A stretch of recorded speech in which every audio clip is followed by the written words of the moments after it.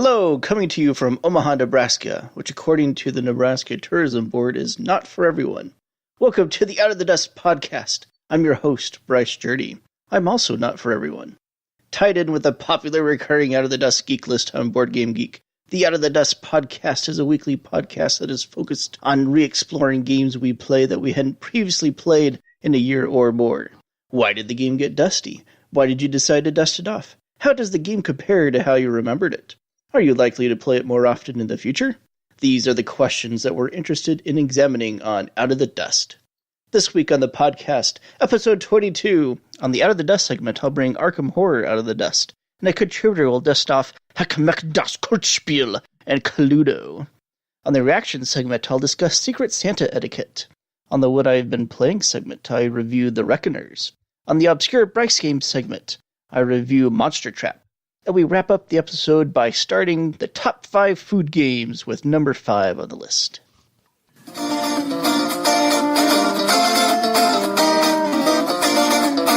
gosh,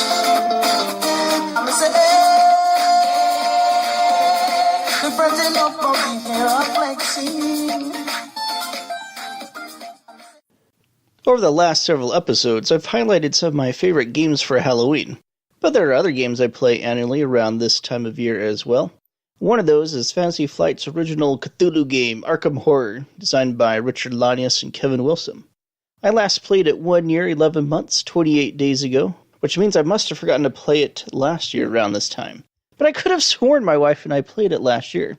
I wonder if I forgot to log my play of it. But since I'd rather operate under the assumption that my memory is more fallible than my record keeping, I'll have to go with the conclusion that my memory is playing tricks on me. Anyway, I got to try out my new copy of Innsmouth Horror I got as a throw-in item in a trade earlier in the year. The Deep One track was an interesting addition, and of course new monsters and characters are always welcome. My wife and I played against the great old one Cthulhu this time, woke him up, and lost pretty handily in final combat, and we couldn't overcome his physical resistance nearly enough. We also played with my new set of Stonemaier Terror Tome tokens, which I think was designed mostly with Arkham Horror in mind. My friends on the Spielcast podcast proposed in a recent episode that Arkham Horror hasn't aged well. There may be some truth in that, and Fantasy Flight might not even disagree since they've just come out with the Arkham Horror 3rd edition. But I still like to explore and experience Arkham every now and then, though not enough that I feel like I need to invest in the new 3rd edition. I'm satisfied with my 2nd edition set.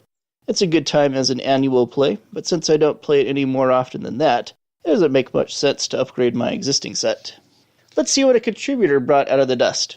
Andy, username Grimwold, brought a couple of games out of the dust that we don't usually see on the Out of the Dust monthly geek list. First up is Heckmeck das Kultspiel, which is the German version of Rainer Knizia's modern classic family press your luck dice game Picobito.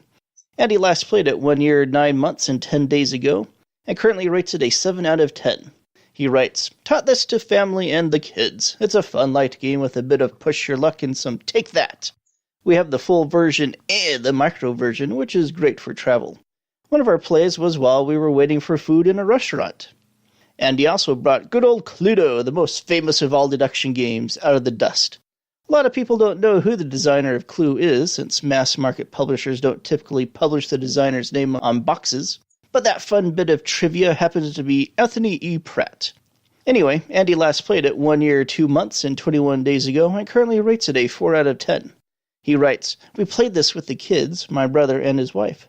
Strangely, my sister-in-law had never played Cluedo before. It was an odd game because my eldest accidentally let slip the 3 cards he had by inadvertently using all 3 in his first question. I was close to winning, but had the wrong murderer, so my brother won off the back of my penultimate question. His wife would have won on her turn otherwise, though. Thanks for the contributions, Andy. I could trace my interest in board game stats back to playing Clue with my family growing up every other week or so. I was interested to see, over the course of years and hundreds of plays, if all the people, weapons, and rooms would tend to even out in the involvement in murder, or if some would tend to be caught up in the crime more often than others. And, for some reason, I found the latter to be the case. With my childhood set, Mrs. White killed more people with a knife in the kitchen than any other combination by far. Isn't that interesting? Not really, but there you go anyway.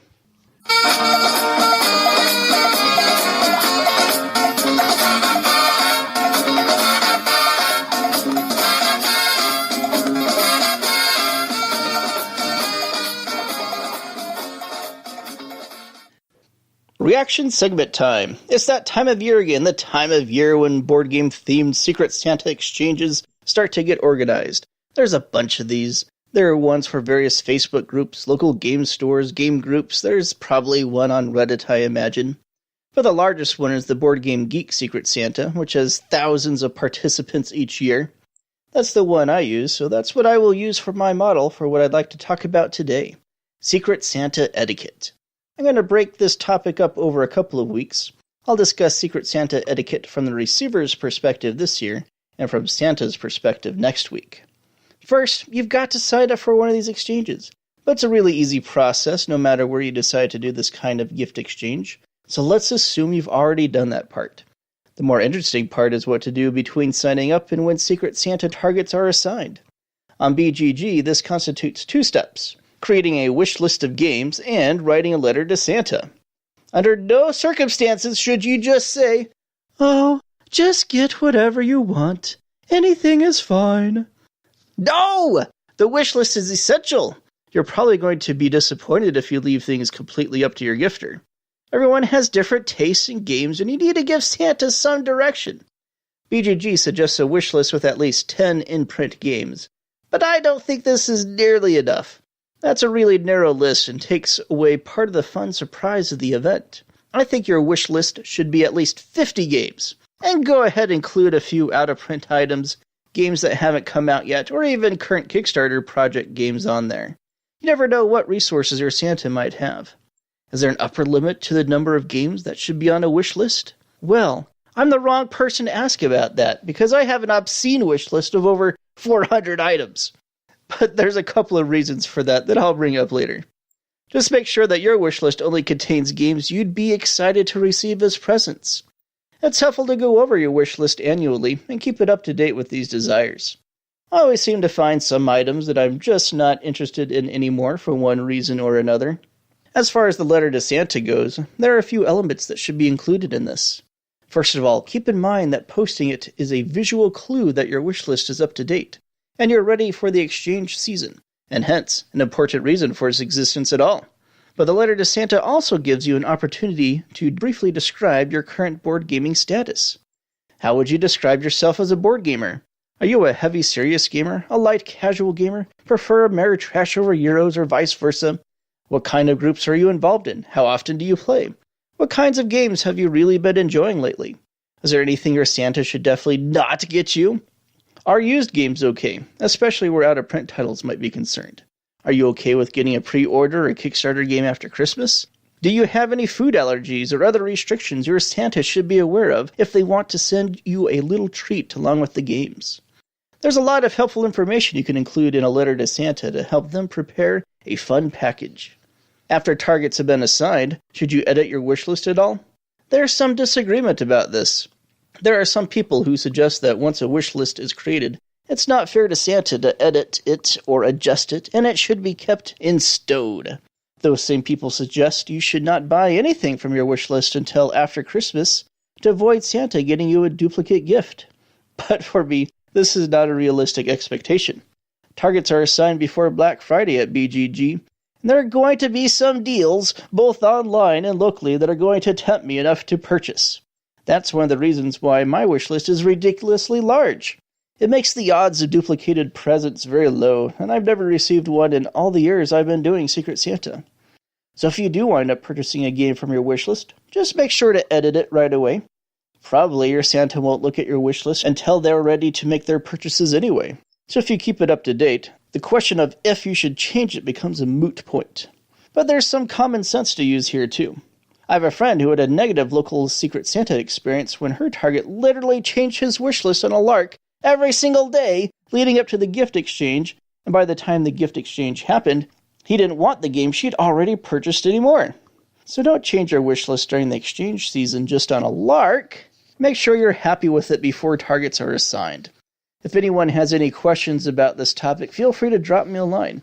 I'll bring it up on the next episode when I continue this topic.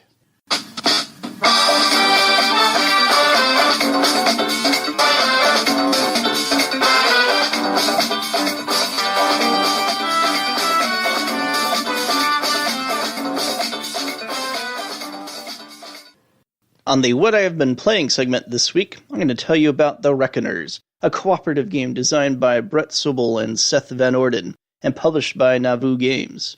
This game was a Kickstarter funded earlier in the year, and just recently fulfilled.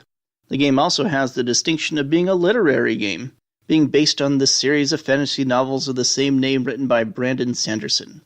My wife and I are big Sanderson fans, and that's what initially made the game catch my eye. Unfortunately, the Kickstarter was at a bad time for me and I wasn't able to back. But fortunately, my friend Warren is also a big Sanderson fan and backed. He taught me the game a couple of weekends ago. Here's how it works. Each player plays one of the Reckoner heroes trying to take down the villain Steelheart, who has a certain amount of research and hit points players must deplete in order to win. To do this, players use a stock of custom dice Yahtzee style, drafting their rolled faces for actions over the course of 3 rolls. The traditional decisions inherent in this mechanic are magnified by the directive that players have to use their dice from the first roll before the second, and the second roll before the third. Players use the action faces of the dice to move, remove movement-impeding barricades, earn money, acquire wild plan tokens, defeat enforcement minis, contain the bad guy epics, and attack them. The actions are often frustrated by Steelheart, who moves around the various locations, and his minion epics, both of whom attack the general populace. If a certain amount of populace is killed, the players lose.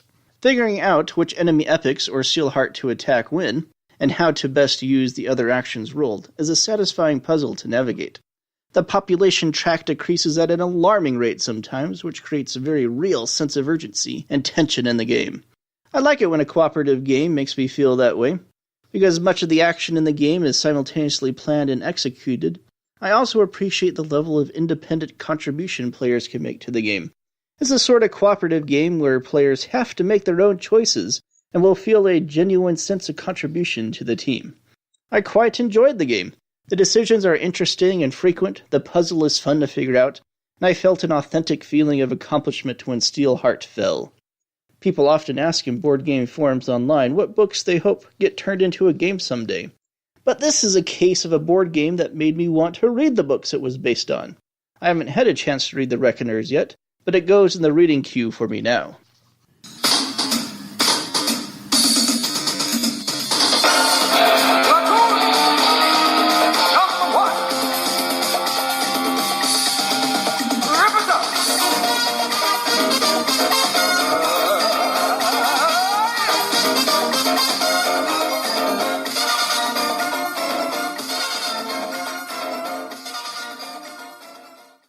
Obscure Bryce game segment time.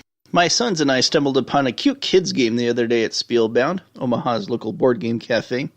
We were looking for new things to try, and came across this obscure title from 2011 from designers Inca and Marcus Brand and publisher Cosmos. It's called Monster Trap, and it's got a really neat dexterity element to it. Here's how it works. Picture a 3-dimensional maze with a pit in the center. Players control 2 sliding horizontal bars each that are affixed at the top of the maze, and use these bars to carefully maneuver a monster miniature from a randomly selected start space through the maze and into the pit, the titular Monster Trap. Players work in tandem with an opponent each time it's their turn, and try to get as many monsters into a trap on any given turn, which lasts the length of a sand timer. Monsters that get carelessly knocked over during this maze traversement have to start over from their start spot. Cards representing the monsters being trapped are placed in a shared score pile. So there's kind of a between two cities semi-cooperative aspect to this game, because it's in your best interest to work well with your temporary teammates. After a certain number of rounds, players count up all of the cards in each of their shared scored piles, and the player with the most total communal scored monster cards wins. I love the semi-cooperative aspect in Between Two Cities.